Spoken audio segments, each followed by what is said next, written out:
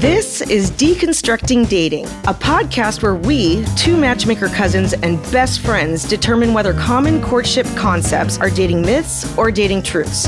I'm Tiana. And I'm Marnie. We'll settle all the age-old questions. Do you wait 3 days after a date to contact someone? Can you have too many deal breakers? Can you have sex on the first date? Let's find out together and debunk the myths of courtship. Because dating shouldn't be this hard. Hi, I'm Tiana, and I've got Marnie here as always, and this is our first episode of our podcast where we are the matchmaking cousins, we are My Mindful Match, and we are talking about the common myths that go on that we talk about every single day with our clients. We've got a long history together, don't we, Marn? We do. Yes, Tiana, since the day you were born. Tiana, we are first cousins, and I have loved this woman since the minute she was born. And so we have been close and best friends our entire lives. And, you know, we started this matchmaking business because we wanted to help people. We wanted to help people change the way they date. And Tiana, how many of our clients come in with preconceived notions and misconceptions? And, right? Every single one. And we don't blame them. I mean, Right. This is what society teaches us. This is what we hear on the norm. And it always baffles me because you can hear somebody give great advice to their friends, but they don't take it themselves. And so when Right. we started going on repeat and having the same conversations over and over again, you know, it was like Marnie says, we got to launch this podcast. There's a lot of misinformation out there. There's a lot. And so we are going to take the myths and we're going to bust them or we're going to prove them. But we figured we should get them out there. We should start talking about it because if our clients are thinking it, you guys are probably thinking it too. Everybody's thinking it. Everybody's thinking it. There's nothing too taboo. We will talk about any subject on here. Erectile dysfunction. Right? Absolutely. We're going to talk about everything. We need to because it's part of life and it's part of dating. Yeah. And with your background, Marnie, as a licensed psychotherapist who specialized in marriage and family counseling, you dealt with these issues day in and day out. And if I hadn't had you in my ear after my last 15-year relationship, I can't even imagine where I'd be right now. I mean, we talk about that all the time. Absolutely. Well, it was quite a shift. I mean, you were in a relationship for 15 years. You were building this amazing company. And then all of a sudden, everything changed, right? You sold your company and you retired and your relationship was over. And there you were, single in the world. Single in the world. Didn't we have fun, Tiana? Oh my gosh, the single life was fun. It was fun. Yeah. I mean, I'm much happier now, but it was fun. But I mean, this is the thing, folks, is we've got the experience. We are certified matchmakers, relationship experts. And like I said, Marnie's a licensed psychotherapist, but we also have a shitload of common sense and we're not afraid to talk about it. And we also understand that not one size fits all. So what may work for most may not work for all, but we aren't afraid to talk about it. No, we're going to talk about everything on here. We're going to bust the myths of dating, literally. Yeah. And we've watched each other do it through growing up, dating, marriages, divorces, childbirths. Please. Oh, so for our whole lives, right? Between dating and high school, both of us, our first marriages, both of us, my second marriage, right? You're dating. Please, Tinder was a whole season in itself for you. We love to talk about that. Please, we always talk. I mean, my goal is going to be to get through one episode without talking about Tinder. I'm not putting money down on this. It's not going to happen. I'm going to lose. You're going to bring it up every time if I don't. I am. I have to. It's too good. Yeah. But also, too, in all seriousness, we did a lot of work during that time, Tiana. You did a lot of self-exploration. I mean, you were in a relationship with a woman for 15 years. And then you were no longer, it's not that you were no longer into women, but you wanted to date men. And that's quite a shift. And that's what we do. And that's where we go is what I was looking at and what I thought I was searching were the surface checkbox things. And what I realized is not only was I at a different point in my life where different things mattered to me, but I realized that I had another shot to completely reinvent my life. And with you in my ear every single day, talking about what mattered to me, talking about what I wanted and talking about what was going to be a sustainable relationship for me and the way that I am, it shifted everything. And we did this for 2 years. And now we want to bring this knowledge to the rest of the world. It's an entirely different ballgame, folks. It's an entirely, this is what I say. Earth is a difficult planet. Buckle up and find your people. right? We have a board. I say I have a board of directors, right? On my board of directors is my mother, my daughter, my beautiful cousin, my husband, my sponsor. I have some friends, and I don't run any major life decisions without running it by my board of directors. Yeah, we encourage you to have your board of directors. And if you want us on your board, we're there. So we're on your board. We're on your board. And so if you think of any topics too, please send them in. Absolutely. Yeah, we're going to have wonderful guests on here that are going to be wildly entertaining. We want to have funny guests, but guests that are going to talk about, these topics, these myths. So tune in. It's going to be a very interesting and fun ride. Let's get real. Marnie, guess who's joining us today? Our good buddy, Chris DeRosa. You know so him. Exciting. He is a reality TV producer. He is the podcaster from Fixing Famous People. He knows the ins and outs of all sorts of things, and we are so excited to chat with him today about too many must-haves. Chris, do you want to start by telling us a little bit about your podcast? First of all, thank you for having me. Second of all, I can't wait to do this. I love talking about dating. I worked on a dating show, a couple dating shows actually back in the day. So I feel like I learned so many tips and tricks from that. Fixing Famous People is a podcast about celebrity pop culture scandals. We pick a celebrity every week that's either in hot water or a celebrity that we want more for and better for. And my co-host and I, Dominic, we will recount their career with a guest. We talk about why they're in PR hot water. And then at the end of the episode, we always pitch 2 ideas to get them out of hot water, and the guest picks the winner. Ooh, how many times are they in hot water because of dating and bad choices, right?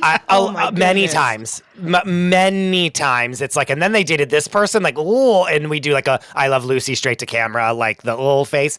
And because, a lot of times it's because they're dating someone that we don't like, or like that's problematic, or just like, why the hell are these two dating? Like, this is a recipe for disaster. So yes, honestly, you two may need to be employed and onto the show soon, because there's many a dating snafu that needs to be fixed out in the celebrity world.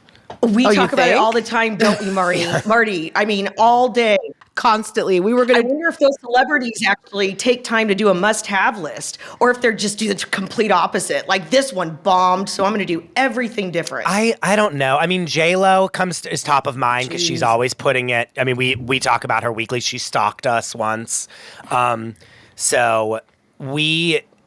She really puts all the cards out on the table, and I'm like, I wonder if she had to write a must-have list for a partner, what would that say? They don't have, so that's the thing. In my opinion, people like that, they don't have must-have lists. They're so desperate to have a warm body next to them that they will choose whatever looks good and shiny. They don't have a must-have. If that's what she needs, is a fucking must-have list. I seriously think that that's the problem. She doesn't have a must-have list, and maybe she needs one. Oh yeah, no. Again, I mean, most celebrities, it's like Anna de Armas is dating Tom Cruise. Like, love guys, please. Scott. Dating is the biggest air quotes that's ever existed. Like Super Bowl halftime show, like the planes flying over. Like, you know what I mean? Skywriter air quotes for dating Tom Cruise, as we all know. But like, what was that? Like, what? Why? You know what I mean? Well, we know why. I'm answering like, we know why. But like, that he's on your must-have. Yeah, your must-have list is leader of Scientology. You know what I mean? 65-year-old gross guy with hangs on the side of a plane. Has a death wish. No, to have his death be filmed on camera. No, again, leader of a cult. Like, you know what I mean? Like, what do we? You know? So yeah. Okay, so this week we are spending time talking about, can you have too many must-haves? So, too many must-haves, what does that mean? I mean, are people too picky? Are they waiting too long? Is this why we have perpetual bachelors and bachelorettes? Is this why we have so many breakup stories and you end up kind of dating the same person over and over again? We're going to talk a lot about this, aren't we, Marnie? And Chris, we can't wait to hear your opinions. Absolutely. Yeah, I always remember watching like Millionaire Matchmaker. She always would like scream at them, being like, "No, you can't." Like, your list is a laundry list of like 9 million things, and it's like, no, this isn't a person. This is like, none of it's and like real. your like must-haves are like not achievable. So it's like you're always setting yourself up for failure because you've created this list in your mind that is, here's all When the can things we that get my in- partner needs, and this is like a fantasy person. Like people have flaws. Not everyone is like a bajillionaire and also nice to you. And also that, right? Like Yeah, pick three, Correct. man. I mean, and you know what, Chris, that's a good point because we are matchmakers. And so these are conversations we're having with our clients daily. Like we are not in the 1980s film Deeply. of weird science where we can type it into a computer sure, and sure, create the sure. person. But I think it's also important to mention that we're very different kind of matchmakers because we're clinical matchmakers. So we match based on core values and beliefs, things like that. So in regards to your laundry list, okay, yeah, I understand you want a tall guy. I understand he has to be really muscular and everything else.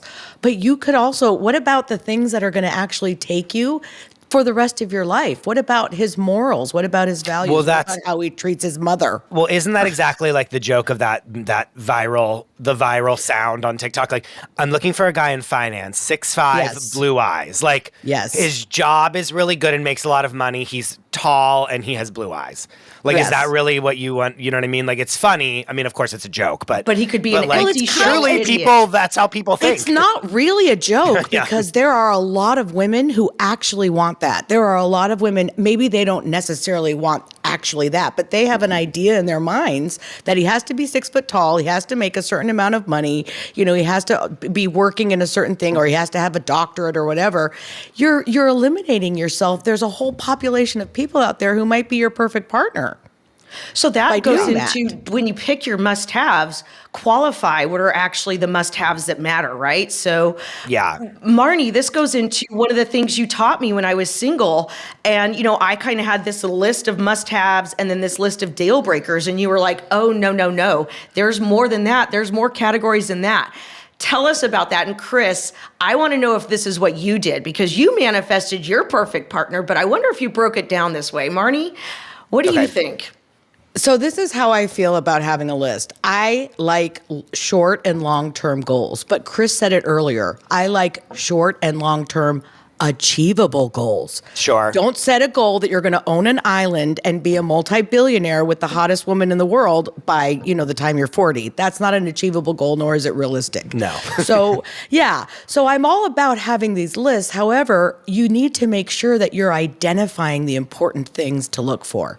And that's where people like us come in, right? We're matchmakers, but we're also trained, right? I have a background in psychotherapy, so I can help you identify your wants from your needs. There's a big difference between that too. And a lot of people, think about it, Chris, think about your wants and your needs. Well, and I think And how to differentiate that. no, and exactly. And like a want is like, oh, and then we get whisked away on this like thing, blah, blah. But like that's not real. That's not real. That's, No, a movie. it's You know what I not. mean? We need to like, Correct. and that was something. Okay, so I worked on a dating show. It was a long time ago. It was on TLC. It was called Love at First Swipe. And it Oh. was with Ooh, I like it. Clinton Kelly from What Not to Wear and The Chew. And he would make over the person's wardrobe.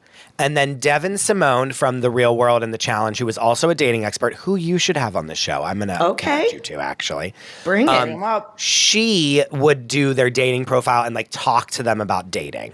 And one thing that she did with the one girl that we had on the show, she was like, I need them to be like this and blah, blah. It was exactly this exact thing was like, here's my laundry list of like all the icks. I know all the young people say the ick. Here's the ick list of icks or whatever. She had that. It was like, here's all the things that they have to be. Like they have to be this, and this. And Devin brought her to a chalkboard and was like, here's the list of all of the things that you say in your like must-haves. And she goes, all right, now eliminate 10 of these. And Yeah. the girl was like, her stomach was in knots. Like she was like about to pass out because she was like, how could I ever do that? And she's So- like, okay, you have 20 of these.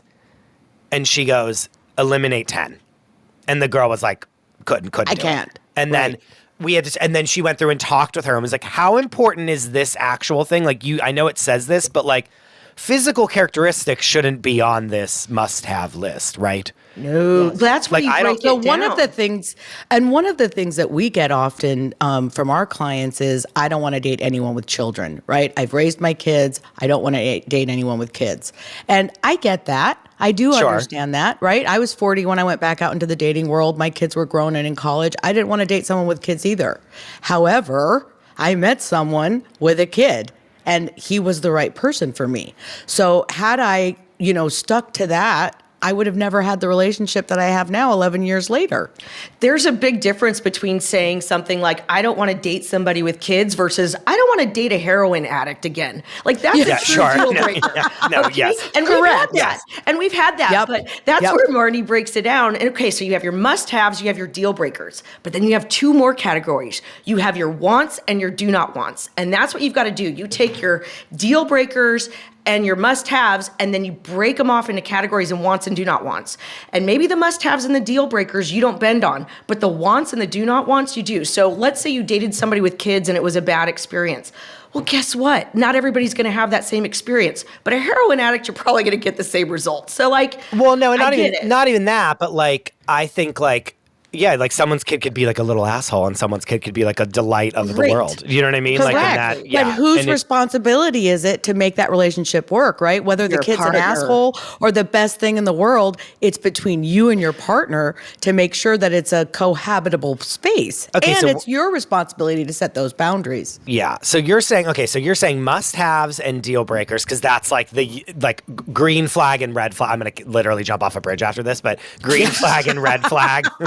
Like how, like I want to die. Wait, there's yellow flags too, you know. Oh, Chris, brother, I flags. can't.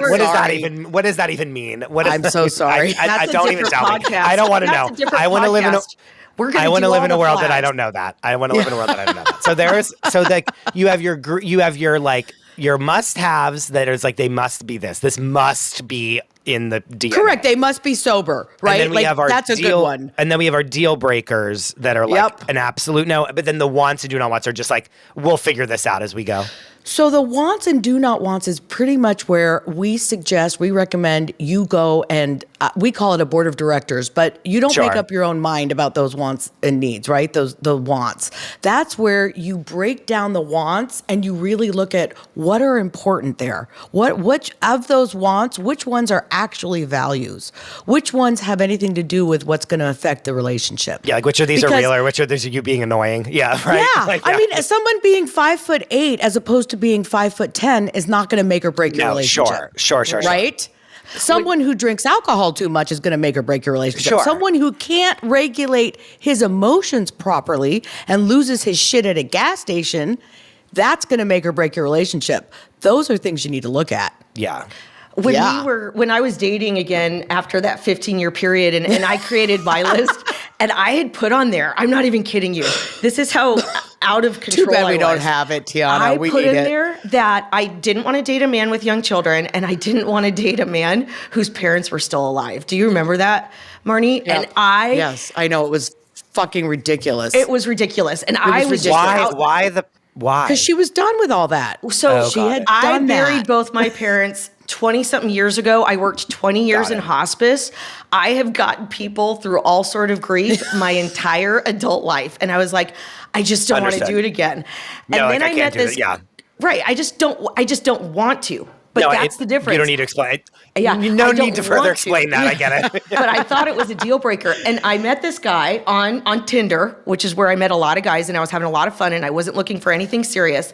And on my second date, she was having a lot of fun. Marnie knows she used to pick me up and drop me off. That's a whole different story. I was witness. Oh, yeah, we should do a podcast on Tiana's Tinder dating. Seriously. Oh, we should do it on your Facebook dating when we were building our matchmaking service. But that's that was fun too. One. Jesus, you had stories. But on our second date, he takes me to his parents' house. And I'm like, are you freaking kidding me? And then I met his parents. And in 2 seconds, I fell in love with them. And I go, I see brother, he got you hook, line, and sinker. I go, you brought in the fucking closers. Like you wanted me. She moved in with him. You knew I was dating she moved in with 10 him. men. Yep. And you brought in the freaking closers. And then he proceeds to tell them on that date that I meet him that, oh, you know what? When she didn't want to date anybody who had alive parents. And I was like, well, it's true. So let's talk about that. Yeah, like right to their faces. That's right horrible. to their faces. Oh, I get reminded of that all Hilarious. the time. All the time. And it's great. Because you know what? That's the other thing is I was being authentic from the beginning too. Yeah. Like I didn't try to pretend I was older. I knew I had a lot to offer, and I was just like, I'm not going to pretend to fake it. And, we talk a lot about that on our future podcasts and things, authenticity. But going back to the must-haves, because today we are busting the myth of can you have too many must-haves? Chris, let's go back to you in your single days, because I know that you had times where you had a lot of fun and then times where you kind of reserved yourself. And when you were creating what you wanted in your future partner, what did that look like? So 20s in New York, please. Like, I can't even, like, especially like under 26, you know what I mean? It was like you're dating and it's like all other 20 somethings that are there to try to just like be something. And like, you're working so hard at these shitty jobs. And like, I was a PA on every show that you could ever think of that shot in New York that like, you know, and it was like working so hard and then dating and all this stuff. And you're like, well, what do I want? I don't even know. Cause like, what is my career? What am I? Like, who you're finding yourself as an adult. And it was such, dating in your like early 20s is like the worst. It's such a mess.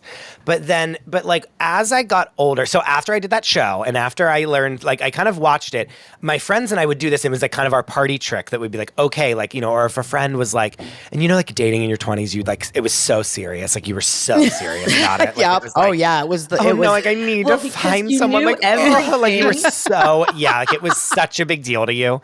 Do you know what I mean? And like so like when friends would come over and we'd be talking about like boys, we'd be talking about dating and blah blah. I would pull out that party trick and be like, okay, here's like a memo pad. Write down your 20 like what you want in a partner, and then I would say, okay, like cross off 10 of them, and they would be like, no, I can't do it. And we would sit there and like my roommate at the time, she wrote her first one. She wrote was tall, which I don't know if you have run into this. She's short. She's like 5'1". Short I'm 5 women. foot on a good day. Really? On a good day, I thought you were like, and my daughter's father I thought you were both 6'5". tall. I thought we you were are both so short. Nobody knows That's so that. funny. We are so you short. seem like tall.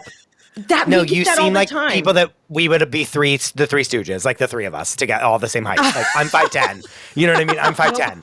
People say that to me all the time. They're like, I had no idea you were so short. And I'm like, well, I guess it's my big personality. No, it's for real. I don't even know I'm short unless I see myself in a picture or a crowd. I have no idea I'm short. Okay, but we do. Okay, but short women want guys that are 6'5". Yes. You know what I mean? Yes, or like, we want to be thrown like, around. We want to be like thrown Yao around. Ming, like, you know what I mean? Remember this picture of like Yao Ming with like a Coca-Cola in his hand, and the Coca-Cola is like looks like one of those minis. You know what I mean? Because he's like like an absolute monster. Like that's what you guys want. First of all, you guys are sick, and that's what you guys want. Okay. So, she just said it. She said we want to be thrown around. She wrote like tall, and I was like, no, like you can't, like nothing physical, like it's not physical. And she's like, no, like I really can't be with someone that's like not 6'3", and I was like, you're 5 foot, like, and I have other friends. That's so crazy to me. But we would do it, and when I really would try to do it, I would always say, like, write things down and cross them off, blah, blah, blah. And then one time I was like, I think I was 28 years old. This is right before I met my boyfriend that I'm still with today. I was like, I'm going to do this again. I had started a blog. Remember when blogs were a thing? LOL. Yes. I had started a blog to just write about whatever I wanted. And I wrote a post about like the 5 things that I want in a partner. And so I wrote a few different things. And so one of them has hobbies. Okay. So he has to have a purpose. He has to have purpose. I want someone that like has, it's not just work and nothing. Like I was like writing a blog. I would work-life balance. I was making podcasts. I was like creating outside of my job. And so one of my first things was has hobbies. I wanted someone that had a life. Yeah. You know? Yeah, that's healthy. How do we feel? Good. Do we feel good about that? We feel very good about that. I feel good about that. do. And I love the way that Marnie is therapizing this. So you're like, have hobbies, and you're explaining have a life. And she's like, okay, purpose outside of work, purpose outside of. So see the translation there? That's where it's good. That's where you really quantify it. That's what happens to our clients when they work with us. They have these ideas, but sometimes it's hidden under the real value. So you have an idea of what you're looking for, but it's actually a value underneath that you're looking for, not this thing. So that's excellent. Chris just even asked, just the fact, Chris, that you even asked, like, is that a good thing? Yeah. It's that's a really good self-awareness, thing. Chris. You're self-aware. Look at you. Congratulations, sir. I also have a life. Like I have a life outside of this person. And like even today, like we do things and there's things that we do like we just don't do together, and there's things that we do together.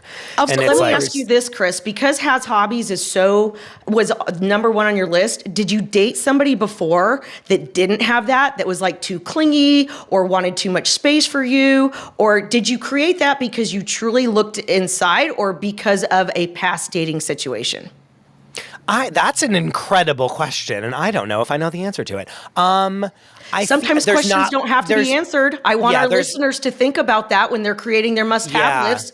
Are you putting it on there because of your past experience, or are you putting it on there because you really dove deep? Did I have someone? There's not like, oh, I dated X person and like they had no hobbies and I was mortified by it. I don't have that in my mind at all. But I think what I wanted was someone that was like gonna do extracurricular activities. Does that make sense? Not just like I go to my job, I go to the bar, I come home, and then that's it. Like I want someone that was like, and that could be, I like to go hiking a lot. Like that could be. It doesn't matter as long as he has his own interests. Archery lessons. I'm like thinking of random shit. Like, you know what I mean? Like, or I just like to do this X thing. I like to walk around the city and take pictures of the architecture. That's something I like to do. Like, just has interests, I think is a big. Well, what you're describing is literally called healthy interdependence. So as opposed to codependence, which is what 90% of the population, including myself, engages in our relationships, you're in a healthy interdependent relationship. That's healthy. And it's really, and what you're also describing, what I was also thinking, because I can't turn the therapist brain off, was as you were describing it, you were looking for a partner that was truly equally yoked. Someone, he didn't have to have the same interests. Mm-hmm. He didn't have to have the same kind of things that you did. He just had to have something because you have things that are important to you. Yeah. And so you can't be with someone. That also goes back to the very basis of a healthy relationship is respect. If you're in a relationship, if you work and you have a healthy work-life balance, right? And you've got activities that you do, extracurricular activities outside of work, and you've got hobbies and all these things, and you're with someone who lays around all day or just goes to work and comes home and then, like you said, goes to the bar or whatever, you don't have respect. There's a lack of respect there for how they live their lives. Well, and I just want like someone to have a life, not just like Correct. I work and then I go home and that's it and I'm boring. You know what I mean? Correct. It's like snooze fest. No, thank you. You know? Yeah. Yeah. But you sought it, and how long has it been? Yeah. How long have you guys been Almost together? 8 years. Okay, because you chose someone based on your core beliefs and values. Yeah. Boom. Okay, should I go into? I have five. Okay. Keep going. Okay, Let's do it. Number two. Okay, what? number 2, close with family and friends, which I know is like such a given. Like I know it's not like, a given. That's not a given. Not a given. We have clients that come to us that actually want to date somebody that isn't too into their family or kids. Like they want that time alone. They are done. They are whatever. So no, that's really important to identify because when you have a family like Marnie and I's, who now this is the Jewish side. So, okay, Marnie and I are first cousins. Our fathers were brothers. And so this is my Jew side. My mother was Sicilian. The Jew side is so enmeshed in each other. Talk about how many times I have 3 adult children, Tiana. How many times a day do I speak to all 3 of my 7 kids? fucking teen. All 3 of them. We can't get through one meeting without a FaceTime. And it's fabulous. But there are different levels of involvement of family and friends, and it is really key to identify that. So when you were talking about close to family and friends, Chris, like what level, what scale, what do you mean by that? I just want like them to have a relationship. And that doesn't mean that, and again, like, that wasn't like if someone came around and was like, my parents were horrible to me and so I don't speak to them. I wouldn't be like, ew, no. You know what I mean? It's right. I get it. But you want them to have a relationship because what you're doing is you're assessing their values to family. Sure. And you're also, that also tells you, that's one of the things that we literally tell our clients is to look at, how they treat their parents. If their parents are still alive, how do they treat them? What are their relationships like? How are their relationships with their children? How are their relationships with their siblings? Yeah. If somebody comes into my office and says, hey, I have a brother I haven't spoken to in 9 years, I want to know why. Yeah, and it's okay. And it's okay. It's not that it's not okay. It's okay. Yeah, there's again, like people have shitty families and that's what happens. Got you it. know what I mean? If It's somebody's like toxic, Yeah. But you Yeah. also have to quantify with your parents, like when you say close to your family. Okay, so let's go back to parents, okay? Does that mean that you call your mom every day? Does that mean that you're obligated to Sunday dinner every day? But some people want that, right? Some people need to say right out of the gate, here's the deal. I'm going to call my mom every day. We go to Sunday dinner every day. I think it's important that you qualify the level of closeness with family and friends. So did you have that conversation with your partner? It's not even that, but I feel like I value having my own relationships with my partner's family members.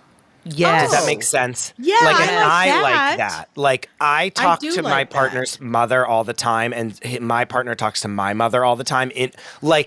Outside of each other, like I have conversations with my we're not married, but I say mother, and everyone calls her my mother-in-law. Of course, all them that have nothing to do with my part. Like, you know what I mean? That it's just that's our relationship that you have nothing to do with, and my boyfriend and my mom have that exact same relationship, and I value that. I think that's very special.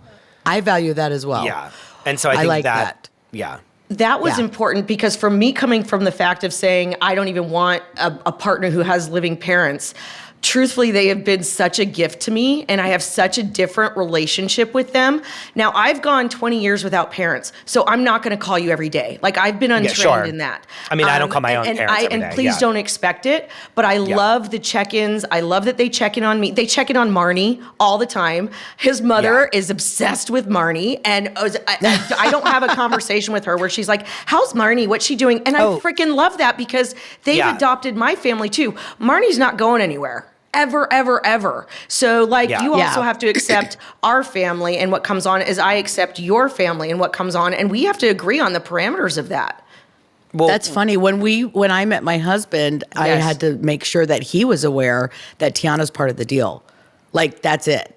This. I know we're enmeshed. I know we're codependent. She's been there my whole life. She's not going anywhere. And you should it's not that it has to be so annoying about it. It's not like, oh, when we go on our honeymoon, Tiana's going to be there. It's but it's a thing of no, these are the people that are important in my life. Yeah, sure. We go on trips together, that's for sure. We do. You know what I mean? It's but it's these people are really important to me, and so you should have that's valuable to me, and so you should have value in that and want to get to know these people. Correct. Do you know what I'm saying? And form a relationship with them, and make sure that you treat her accordingly. And he has. He's been wonderful. And I think that there's an opportunity as well, especially as you age and you create a new partner, right? And there are family dynamics that they had 20, 30, 40, 50 years of before you got there. So if there is a family member that perhaps irritates them or they don't get along with, sometimes a new partner coming in with fresh eyes has the ability to rebond that relationship in a little bit because we're not seeing the 40 years of baggage. So there's opportunity. I know this has happened in my family, and my current boyfriend had a great relationship with all of his family members. But in the past, you have this kind of opportunity to come in and be like, hey, I know that they irritate you, but kind of get over what happened when you were 22, man. Right now they're showing up. And it's you know what? You're right. You're right. Yep. So there's an opportunity That's such a good point, Tiana. when you're looking at that to go a little bit deeper. And if you trust your partner. Now, at the same time, I do believe that if it's your family, you get the final say. If it's okay, but at the same time, be open about it. They're going to see things that you don't. And so I love that it was a good relationship with their family. Did you say good relationship with family and friends or just family? Yes, Chris? I was going to move on to friends next. Okay. All right. Let's go there. It's important to you. Let's go there. In my early 20s, I dated so many people. And when I say dated, I mean went on dates with, not even together. You know what I mean? But went on dates with people and they were loners or they were all by themselves. And New York can be a very lonely city. You know what I mean? Sure. Even though it's a million bajillion people here, it's you feel more alone when you're all by yourself and there's everyone else has friends, you know? Of course. But I worked in an industry where I was meeting new people every day. So I had friends all over. I had so many friends that were just from work. Because it's you jump from show to show to show and there's people that you've worked with before and then there's new people and you're meeting all, I had friends coming out of every hole. You know what I mean? I was if I threw a rock in Midtown, I could see 7 people that I knew. You were lousy with friends. I was lousy with friends. And so it's I date a lot of people and they're well, I have this one friend that I have from college and blah, blah. And I'm you don't have any. I had so many. And then I had met people I live in Hoboken, New Jersey. So I had friends from just living in my neighborhood that I met at met places and were had become friends with. So I had so many different friend groups within just my one where I live now that were all people that were like in my proximity, you know? And But so I feel like having so many people they're dating, and I'm like, well, who are your friends? And they're like, well, they're my friends from college or high school, and they like suck.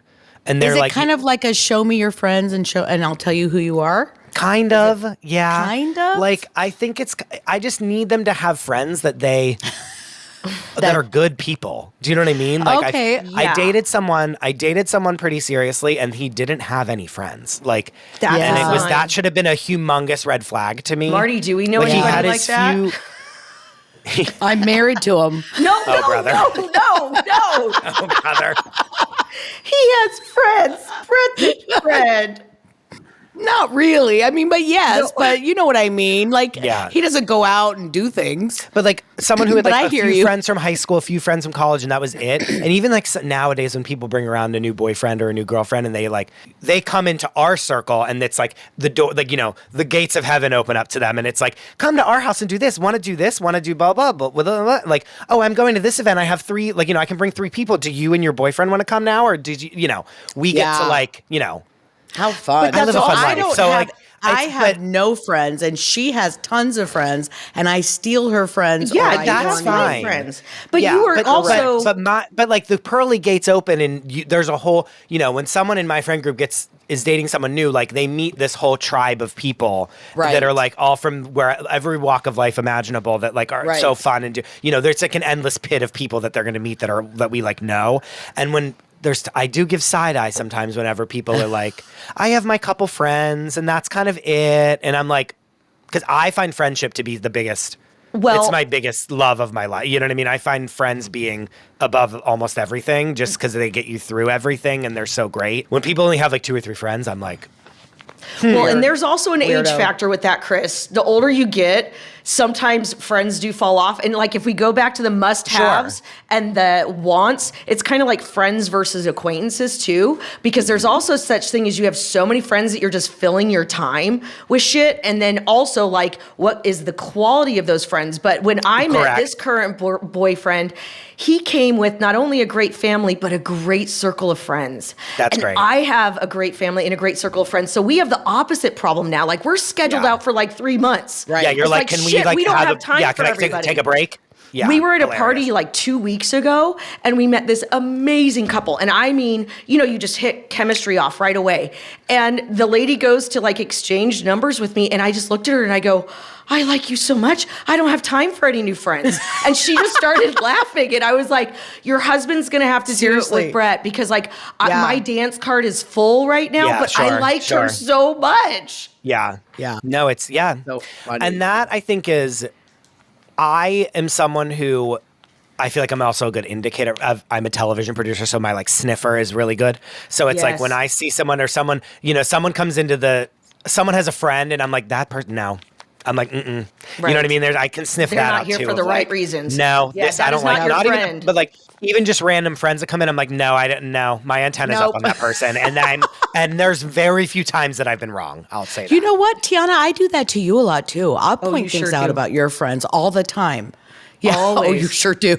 Oh Jesus! I I'll couldn't say, you keep know what, Marnie's watch that opinion one. out of my ear if I tried. No, I couldn't no. do it for nothing. But you know what? She's almost always right. She's almost Yeah. always right, Yeah. but she's not always right, and that's okay too. But I still value the fact that she loves me enough to give me her opinion, and so you know. But that's what it is. But I think that's really great when you qualify family and friends because there's also like your parameters around what your boundaries are. Like, are your friends allowed to kind of come over? So I have my other Well, very that- best friend. Marnie, my cousin, and then Whitney, who you guys will meet on a future podcast, has been my best friend since birth. And here's Ride the or thing. die. That's her ride or die. Oh, yeah. ride or die. And she's Miss Olympia 3 times. She's amazing. We both raised our kids, built businesses. So there were times where we would see each other once or twice a year. We communicate a lot, but that's it. But even like this last Saturday, we were both free. And it was like, hey, we're going to meet for lunch. Okay, great. And then at, 6:00, we come crashing into the house, and then it turns into we're ordering dinner and we're having a sleepover and we're doing all of this fun stuff. And my boyfriend's like, yeah, absolutely. Like, go for it. Yeah, So we also you need have to have find those someone that's parameters. okay with that. Yes. That's right. Because Yes. in my previous relationship, I wasn't allowed to do that, man. Things had to be scheduled out. Number 3. Okay, number 3, kind of the same thing. I wrote social chameleon. Oh. And what I meant by this was if we have to go to a fancy event, you can like do well at this fancy event. But if we're just like in someone's backyard drinking out of Solo cups, you can also do that. Yep. And I know that's like so cliche and It's losery, not but like cliche. It's not cliche. It's not cliche because I'm going to tell you something. I am the epitome of the social chameleon. I spent many years in business, sales, all sorts of stuff. I can go anywhere and do anything.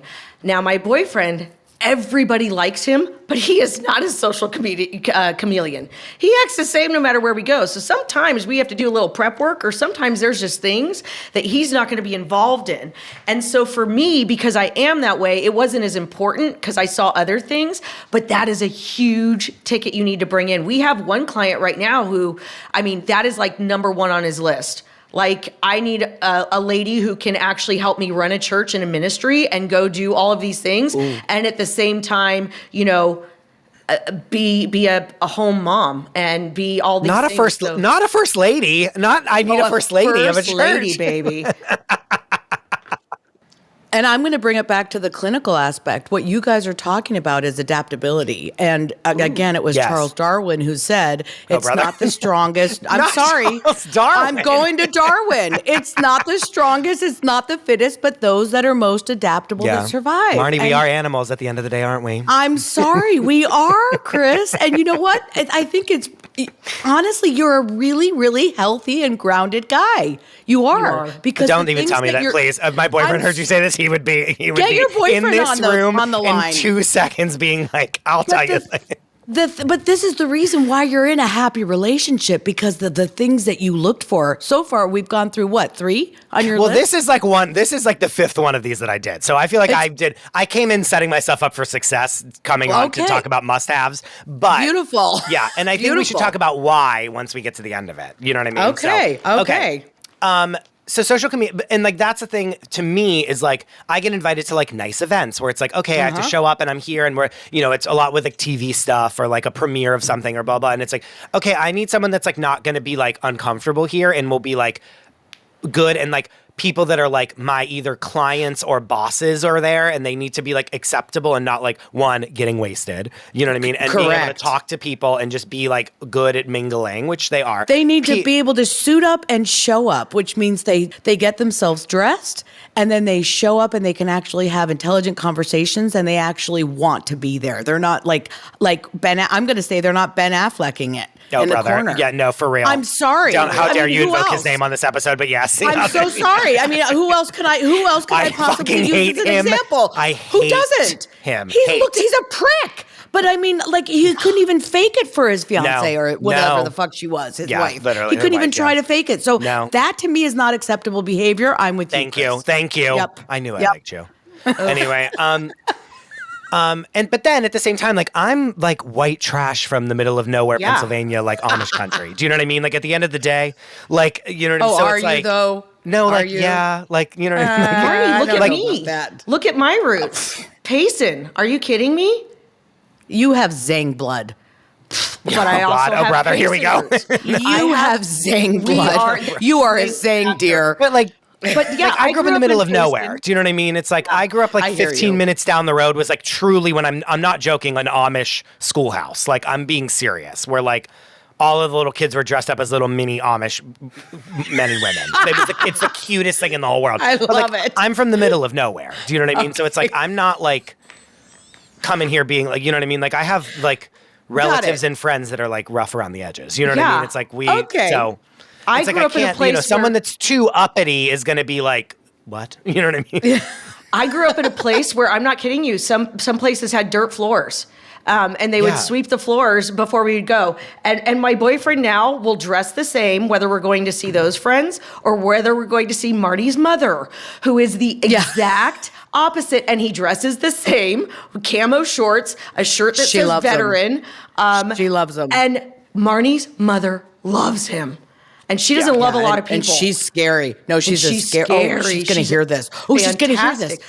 No, she's going to love that. She's a wonderful woman. She knows that about herself. That's one of the best things about her. That is one of the best things about her. You don't ever wonder where you stand with her, okay? No, and she's going to call, and she doesn't have time for the bullshit. She is unapologetically her. Yep. Correct. She just is. And she we got to get her on the show. It's wonderful. Yeah, oh God, she has got to come on the show. Are you kidding me? Let me tell you why she. Okay, so let me give you a little bit backstory, and let me tell you why she's obsessed with your boyfriend. My mother, who is an extremely classy, was raised with someone driving her to school. She had a driver. He lived in New Jersey and took her into the city for ballet, all that crap. Right, raised like that. She is disabled. She has multiple sclerosis, and she's been in a wheelchair for the last maybe 15 years. And it's hard, right? She's in a wheelchair. Of course. And at family gatherings, including family members, Tiana's boyfriend is the only one who will make it a point to go out of his way to find her, get down on her level. He will crouch down on the ground to say hello to her, to greet her. Yeah. So that speaks volumes of his character. It sure does. Yeah, I mean, it's just respect. And that's something that you want. A lot of men don't do that, including her own son-in-laws sometimes. Jesus, yeah, we got. But you know what? Maybe you're that gonna does get cut out of the will. So maybe I'm gonna retract my statement, Chris, and go back to you with the social chameleon, because even though he doesn't look or act different, he knows how to act in different situations. So you know what? I'm going to retract. Yes, I'm going to retract. He's still going to wear his camo shorts. He's still going to wear his camo shorts. He is. To quote Dorinda Medley herself, we all go to bed naked. Yeah. You know what I mean? I freaking love her, by the way. What about her silk pajamas? No, but you know what I mean? But the clothes don't make the man. You know what I mean? No, they don't. No, they do not. You can change the clothes. You can't change the man. Yeah. No. Okay. Fourth one, ambitious is what I wrote. And notice, again, before I was like, has a good job, has a career, blah, blah. Because I was on my way to having a real career. And there was a lot of people that were like, especially in your early 20s in New York, are you fucking kidding me? Oh, I don't know what I'm going to do. I'm an artist. I'm going to blah, blah, blah. I work at I'll find my way. Which again, is God bless you. Fault. You know what I mean? Well, do whatever you want. I don't want to have this job that takes up all my time because I want to focus on my art and I just have a survival job. That's all of New York. You know what I mean? So do whatever you want. And as you're on your way to do what you want to do, I like someone that has dreams of not just working in an office and then going home and doing nothing, as we've learned. But I put it in a way of ambitious is I'm striving for more. Green and growing. So I'm going to tell you something. I married someone who is very financially stable. He has to work. He retired at the age of 40 and then met me shortly thereafter and thought we were going to have lunch every day. Nope. You have to have a purpose. You have to get up and you have to go somewhere every day. I don't care how much money you have. Yeah. I agree with you, Chris. And when I met my boyfriend, my now boyfriend, he had gotten a degree. He was a CAT scan technologist and made very good money doing that in a hospital and put himself through school. You know what I mean? Something I can't say about myself and got me neither. No, at all. My parents recently were like, oh, we paid off your student loans. You're welcome for your extremely expensive piece of bullshit degree that you got. I was like, why did you let me go? Why did you let me broadcasting and communications? It was that your degree? It was a film degree. It was a film degree. Okay, all right, Chris. Again, I've used my degree for 12 years now. So true, but I was like, why did you make me why did you allow me to do this? And my mom was like, I don't know. But put himself through school. Right. I'm an idiot. I'm a loser. Anyway. Put himself through school and then had just graduated, had just went back to school for a different degree because he wanted to do something more creative and wanted to do something different and had just put himself through school again to get another degree and was working through the whole thing. That's a hard worker. Someone who like, oh, my family has all this money and I got to fly. Well, I got a and it job goes because my back- dad is blank person is not, I wasn't down with that because I didn't So, have Chris, that, we're going you know? back to the respect piece too. Yeah. You wouldn't have respect for someone who didn't do that or who Correct. didn't have that kind of ambition. Right. I love it. I love your list. I like it that you qualified it as ambition and not the physical, Yes. tactical things, because we have that. Our clients will come into us and they'll be like, well, we want them to have as much money as we do. Okay, well, does it matter how they got the money? Because, like, what if they got, there's a lot of ways There's a to big get difference money. between a trust fund baby and someone who, worked his ass off his whole life. Not that there's anything wrong with trust fund babies. We love all of you. No, it We is. love Plus all also of you. that's Yeah, that's but also we- not their fault. Like that is what it is. Like that's just a That's fact it of is. their But life. it's about the personality, and that's what I always said. Like somebody who has made themselves very successful financially.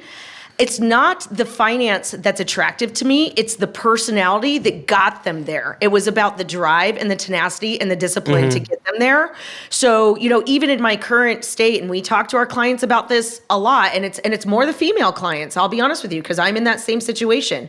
My current boyfriend does not have the finances I do and never, ever will. But that man does not sit still.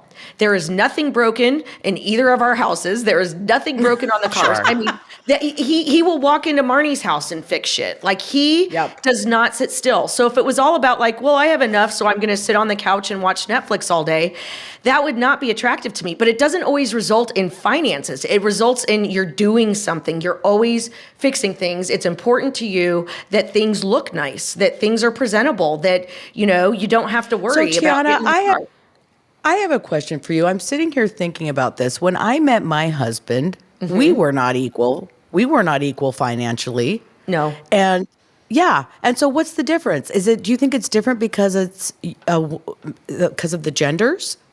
I think genders has a big difference with it. Yeah. I think Nobody made a big deal out of that. That Nir was marrying down. I brought a lot to the table. I didn't bring any money to the table, but I brought a lot of other stuff. Yeah, but you also knew how to fit into that lifestyle, and you also made his lifestyle better. First of all, he came with money, but you've made him a lot of money. Let's be clear. Oh, yeah. You knew how Period. Let's be clear.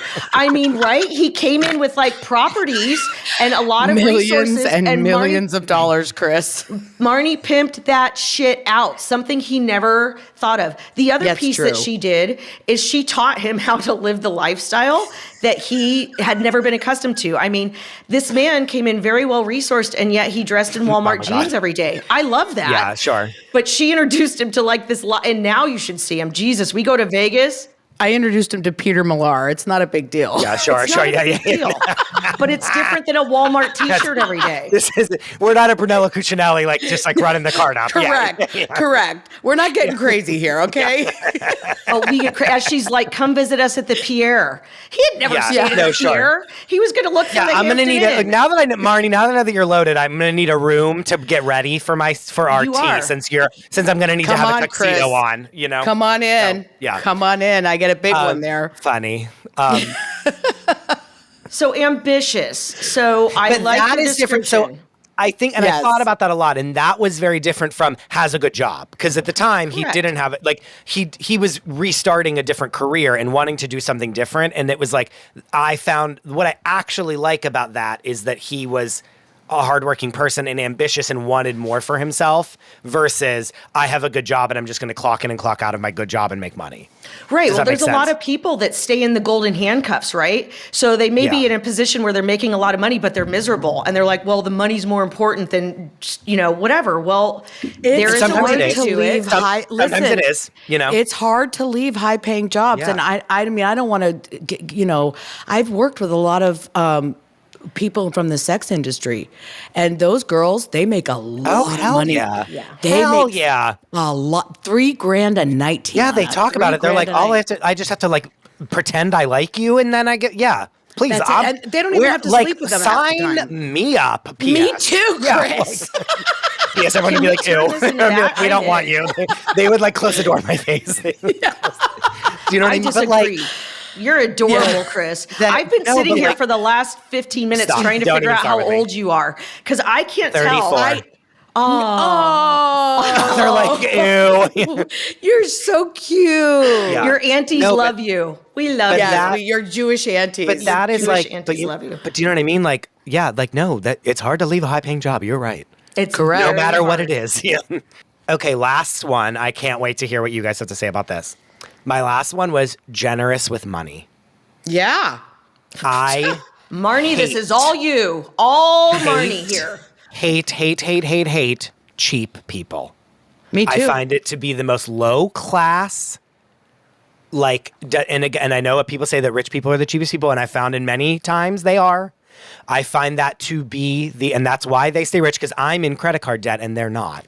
And that's, you know what I mean? I'm like, my credit card is in pieces and theirs are fine. And that's because I let money flow out of my bank account like it's water. You know what I mean? But like, but like, you know, are they smarter than me because of this? Yes. But there's something about the like penny pinching of the, like, oh, we're all out to dinner and you spent $10 more than me. We need to like rectify that I Nope. find to be the Red flag. grossest. Yep. Red flag. Like- red flag. Thank you for qualifying cheap with fiscally conservative, because there's a difference. Okay, Yeah. I am not cheap. No, some people, no, some but I people am like, fiscally conservative. No. But if somebody, and here's what I'm going to say. Okay. Someone wants to spend $10 on their clothes. That's fine. That I don't care about that. You Right. do whatever you want. I'm saying, yeah, you don't need to spend $200 on a sweater when you can spend 20. I get that. Like that's not me, but that's whatever. I mean it of like penny pinching with others. Or Yeah. being like, you owe me $15 and I'm never going to let you forget that you owe me $15. I'm like, I'll get you on the next one. Like what the, you know what I mean? one of the that things- to me is so a no in every way. Me too. That's me too. And Tiana, I keep thinking about my husband. I mean, That's why I said it's all you, girl. yeah, you cannot be anywhere near my husband and he will allow you to pay for anything. Yeah. Ever. My parents were Like, always the same way. That's just the way it is, especially if you're younger than him, forget it. Like he will go out of his way because to him it's a respect thing. Mm-hmm. And there have been times when I meet with a lot of our male clients outside of the office and we'll meet for coffee or lunch and I wait to see, I should pay. It's a business meeting, right? I should put it on a company card, but I kind of wait to see how that goes. And it's very interesting. There are some that refuse to allow me to pay for my coffee or meal, and there's others who will just sit back and allow me. And it's interesting. And so I, of course, immediately pass judgment, right? And it gives me information. Now, again, there are a lot of women out there who are totally fine with that. They're totally fine with paying half of their meal. They're totally fine with paying for their airplane ticket or their part of the hotel room. I am not one of them. Well, and I I'm think just we not. have to go So I back. think that's kind of I feel like that's a different subject. It's different. So when we talk about generous with money, I agree with you, but I want to go deeper. Okay, why are you generous with money? Is that truthfully just because that's your nature? Or are you trying to buy people? Are No, you it's my trying na- to it's look my- good? it's- yeah, like sure, that sure, shit bothers me tremendously. I feel like people who are truly generous with money do it under the radar. That is generosity. Yeah, Not yes, a grandstand. Okay, I am not interested in your Agree. grandstand. Yeah. What if they do both? Like Near? Well, that's just Near's personality. I don't think he's trying to buy anybody. So that's the difference.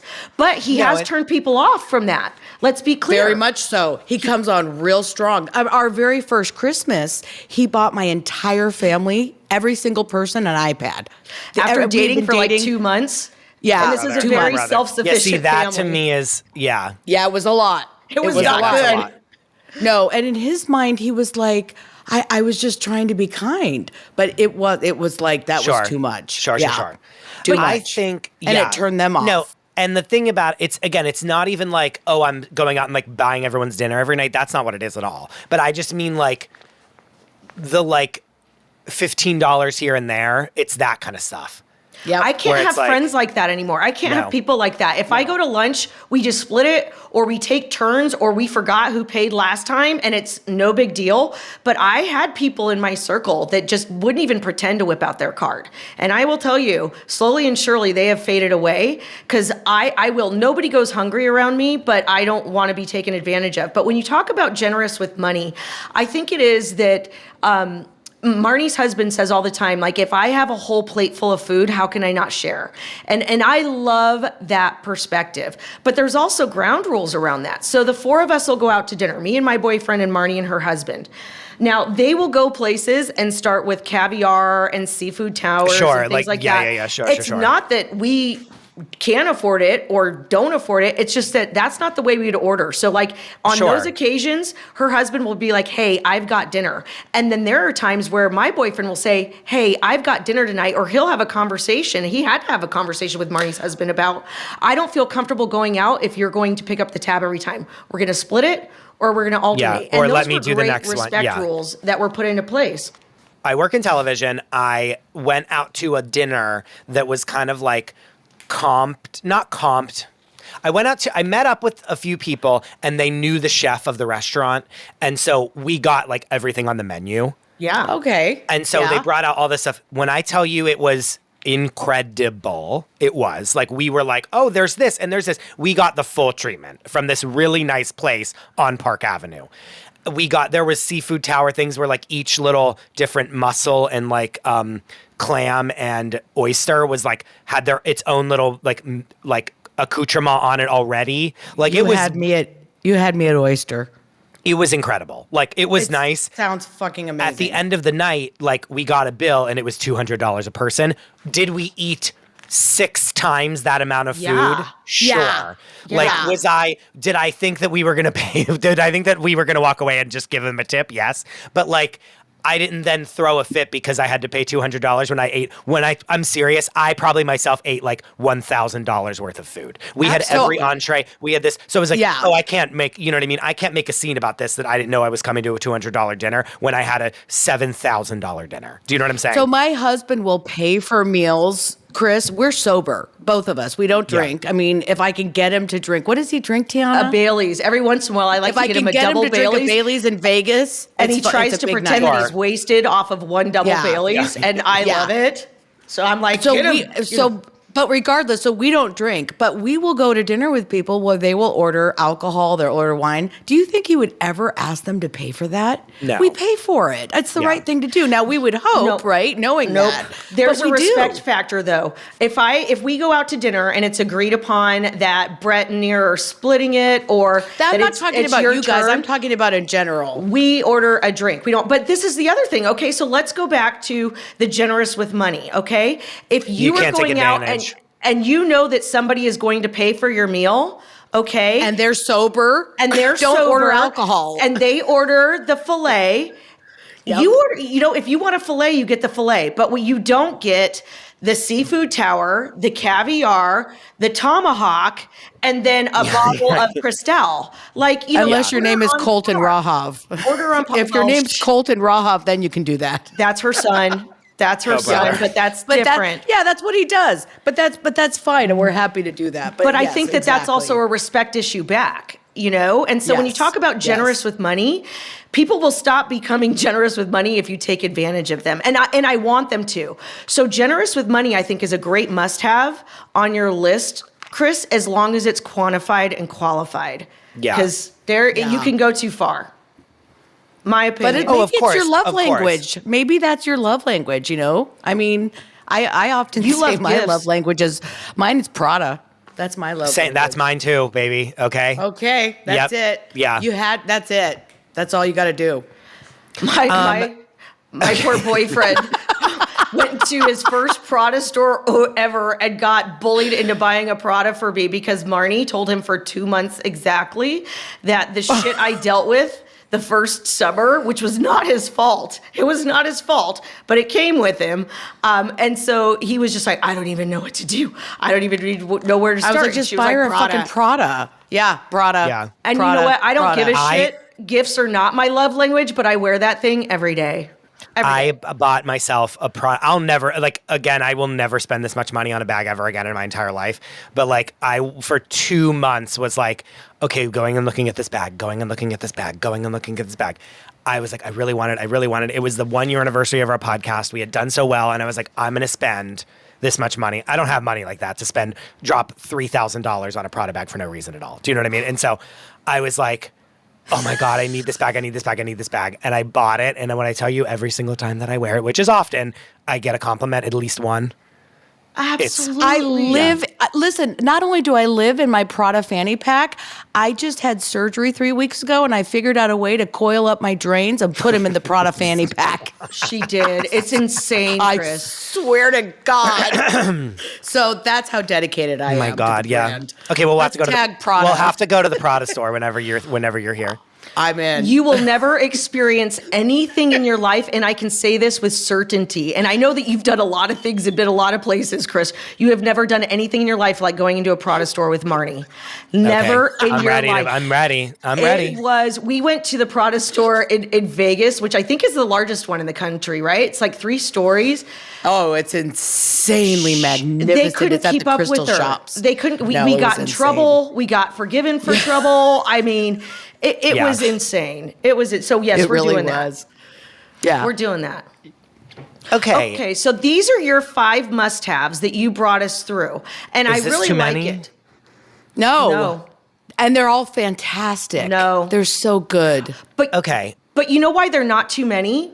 Is because you really got to the core and the values and not the bullshit overlying things. So if you just want to name all the things, you could name 100. But when you go down to a value system of somebody and what you're truly looking for, that incorporates lots of the things. That's why it's I found not that, too much. and I also made it broad. I feel like that was a focus, was to make, again, like I didn't say has an amazing career. I said ambitious. Right. That they want to have an amazing career. Someone might not be there values. yet, and they, you know what I mean, but they're doing it chose versus values, a Chris. physical thing. Yep. But when Yep. we go back to must-haves, and we're talking about can you have too many?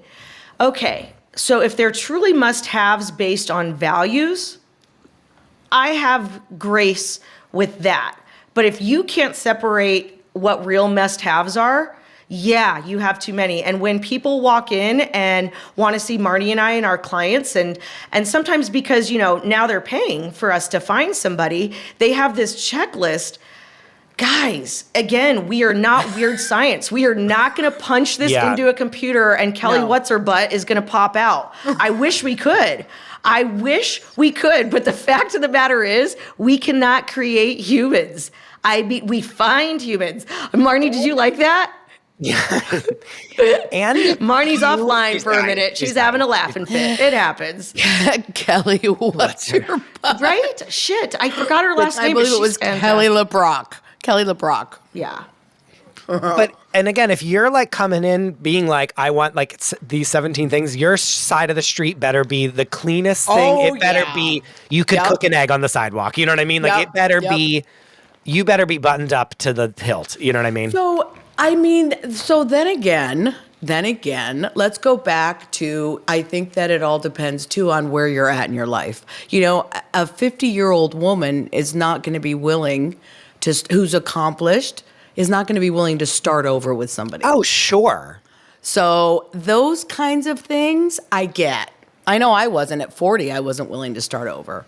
I had very clear. Meaning what? Start over meaning what? Like have kids with someone? No, start over to build a life with someone. I was 40 years old. I was, Sure. financially. Yeah, if I was not financially willing to start over and build something, I just wasn't.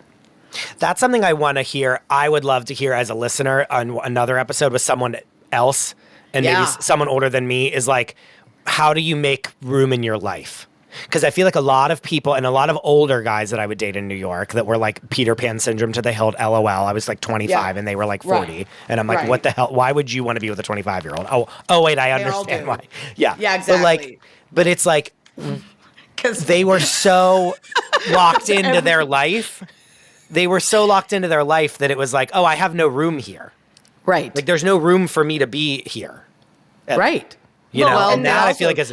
I feel like that's a future episode for you guys. We have so many future so. episodes. Like, let's talk about age gap relationships. I mean, I have so many opinions I have the on perfect person to send to you to talk about this. So today we've been speaking about, can you have too many must-haves? And we're talking about, is this a real myth? And have we busted this myth? So Marnie, I want to hear from you first. Do you think that we can have too many must-haves on our list? Yeah, absolutely. And I think we've kind of even proven that today, with what we've talked about. I think that I know that there's studies that will support this. You break it down to the core values and you break it down to the core beliefs, and those are the things that are important. All the other things are too much. So, Chris, in your opening the door, has to open the door for me is not a must-have. No, right? No. And we've seen it's nice, but that's correct. not. Correct. Well, like you were saying earlier, Chris, when your must-haves that we thought were so good because they were broad. So opening the door is not a must-have. But chivalry might be. Chivalrous, yeah. Right? Correct. Chivalry is a must-have. There you go. Because that incorporates for some women, opening the door, paying for a woman's meal, addressing the matriarchs in the family when you walk into a family gathering. It incorporates so much, right? And so that's why I'm saying you can get your must-haves if you break it down to the core of what the value is. So, Chris, in your must-haves, and I thought they were fantastic. And also, I love the fact that you had so many amazing interactions with your production and all of these things, and your dating show that you were on. So, what do you think? Do you think that you can have too many must-haves? I think it's a truth. I think the truth is that you can have too many. And again, they're all it's so easy to write someone off because of X thing. And then it's okay, but some things can be taught also. Chivalry can be taught. You know what I mean? Opening the door. How to treat you. Yeah. So one of the values that I think you should look for is someone who has willingness to meet you where you're at, right? Yeah. And work with you. If you're a person who's someone who works on themselves and someone who is constantly trying to better themselves, you need to be in a relationship with someone who does that as well. Yeah, sure. Yeah. And so if they're doing that, believe me, they're going to do the other. Yeah. I agree. I think it's a truth. I think the overall consensus is that you can have way too many must-haves and you're setting yourself up for failure. Now, I think that we've also come to the conclusion that the way that you pare down your must-haves is to break them down into values and core beliefs rather than the superficial stuff. So that's one way to bust down your must-haves. The other thing, guys, is Marnie tells our clients this every time, and I remember the first time she said it to a client, I thought, oh my God, and then I was like, she's right. She said, our goal is to find somebody who annoys you the least. Okay? So yes. You are not going to find the perfect person. You are not going to find the perfect person. But they're going to check many of the boxes. Look in the mirror. You're annoying too. I am so annoying. I'm so annoying. Are you kidding me? I annoy myself. I annoy myself with myself. I do too. But listen, my husband made a compilation of sounds that I make every time I get up from a seated position. Chris, you wouldn't believe. You don't think that's annoying? You need to do this. Oh my God. That is what a slam. That's a slam for the ages. I'm sorry. I mean, that's one of the reasons why I love them. I must tip my hat. I must tip my hat to your husband because it's diabolical in the best way possible. Yeah. It's fantastic. I have called Marnie. I've used this term meth since I was probably, I don't know what, Marnie, 14, 15. Meth. I call it the Marnie exaggeration factor. So when Marnie tells a story or makes a sound or whatever it is, if it's at a 10 and it's divided by 10, 3. Oh, 3. Yeah. You're being very generous with yourself. Yeah. Divide it by 6. We're going into the decimals. But there's a scale. There's a sliding scale. Are we a 1 to 4? Are we where are we? And then sometimes it's actually accurate. But I know the difference. But yeah, if you just meet Marty for the first couple times, it's just, you won't know the difference, and it's fascinating to watch. So yes, we are all annoying in our own way. You can have too many must-haves. Break it down. You are not going to find somebody who checks every box. So what do we think? What's an appropriate number, do you think? If I had 7, is that pushing it? Yeah. I don't think 7's pushing it. Well, 7's a lot. Okay. I think 5 is an appropriate number. Yeah, I feel like I'm at the brink. I personally think I'm at the brink. I think 5 is even pushing it, and I'm going to tell you why. You get too distracted. You know, pick out your so it was interesting when you were talking about, taking the things away that people said that they wanted. I used to do an activity. I ran groups for many years in treatment facilities, and I would do an activity with my patients about values, and I would give them a sheet that had literally 100 values on it, because a lot of people don't even know how to identify what values are, right? And I would give them all scissors, right? I know, very daring and dangerous. But I did. I've been in your facilities. Dangerous. I gave them all scissors, and I would have them cut out every single word. And then in front of them, I would have them line up under 4 groups. And I think Tiana mentioned this earlier in the podcast, but there were 4 groups. And those 4 groups are those 4 areas of your life that are the most important. And I can't decide that for you, but I can give you some ideas. It could be education. It could be your faith. It could be your sobriety. It could be your relationship, whatever. Those are the 4 pillars. And so we would create those 4 pillars, and then under those 4 pillars, I would have them put all of the values under each pillar. Then I would have them take away 50. Then I would have them take away 30. I mean, that's exactly what we did. Down. Yeah, that's exactly what we did, and it did work. Well, at the very, Can I just end, tell you that exercise sounds like I would stick a needle in my eye. Well, thank God you did it for me. I would never sit still long enough to do that. At the very end of it, right, when they're down to their one last value, I can make that point to them and say, every time you use drugs or alcohol, you're giving away every single one of these values. Look how hard it was for you to get rid of the values. Like, they start freaking out when you start whittling down. And it's a great analogy to say, listen, these are the choices that you make, and when you make these choices, you throw all these values out, and yet here you're arguing with me that you need them for this activity because they define you, right? So it's important. The values are important. We should not overlook or make light. We should not. We should not. And when we talk about the must-haves, if you think of the generations before us, who divorce wasn't really an option and all different things. And I think I mentioned before, I spent 20 years in hospice and palliative care. So I sat bedside with thousands of families. That is not an I'm not meffing it here.